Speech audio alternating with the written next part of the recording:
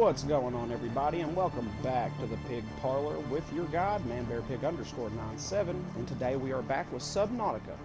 Now, in today's episode, what I'm wanting to do is give y'all a really good idea of where to acquire rubies a lot safer than going to most of the locations that we go to.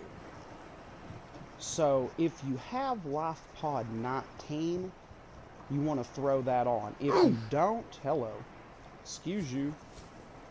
If you don't, you want to come to point 0, which, whether or not y'all know this or not, if you notice, there is a single coral tube that's in a horn shape that pokes out of the water. Just one.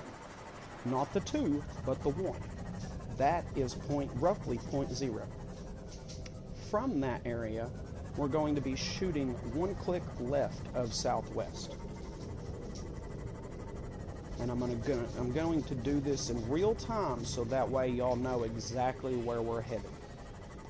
But this is a location that you can go to as we run fish over, that is a lot safer to acquire rubies than, say, going to the Blood Kelp Forest or the Lost River, places like that. And you can pretty well get here right out of the gate. It doesn't necessarily matter if you are in, as you can see, my sea moth is only able to go to a depth of 200 meters. Now, yes, LifePod 19 is 300 meters deep, so if you want to go ahead and get the depth module for your sea moth, you can. That being said, it is not required. You don't need anything to get to here. Now, I would recommend that you get you at least the sea moth and or the sea glide. Especially the sea glide. Now, if you can get the sea moth, it gives you a good portable source of oxygen so we can refill our tanks. Or our tanks. Some people like to carry multiple tanks. Personally, I don't, though. But if you come up right here to LifePod 19, you can see there's a lot of cracks and crevices in the ground. If we jump out of our sea moth, let's pull up. Of course, I did not bring my sea glide with me because that's a thing. It's alright though. In the crevice that has oxygen efficiency the LifePod 19 and all surrounding crevices, or crevices, whatever you would like to call it. Sorry. You want to look around in this generalized area, in all areas nearby here, because over here you're going to find very little to attack, and right there is the first ruby. This location has there's another one. There is also shell that you can acquire. There's a little bit of lithium. So this is one of the safest bets. Look, there's ruby everywhere. Look at that. 1, 2, 3 pieces. Now, I mistakenly did not bring my sea glide with me, but that's okay. We've got the sea moth, and we are able to do what we need to do with it. But that is one of the best methods. And in this particular area, not just in this crevice, but look at all surrounding crevices. I'm probably saying that wrong, but it's not important. Y'all know what I'm getting at.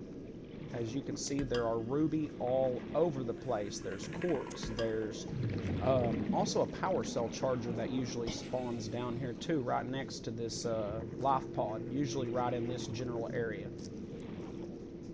There's also sandstone.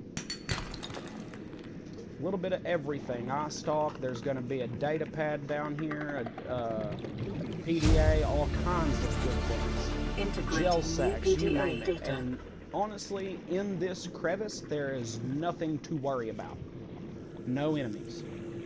So this is the safest location to come to get ruby, gel sack, shell, all those type of things. You just want to shoot straight out from your life pod southwest. And as you can see, I'll turn around and I'm showing that from my life pod is roughly about 1,000 meters out, give or take.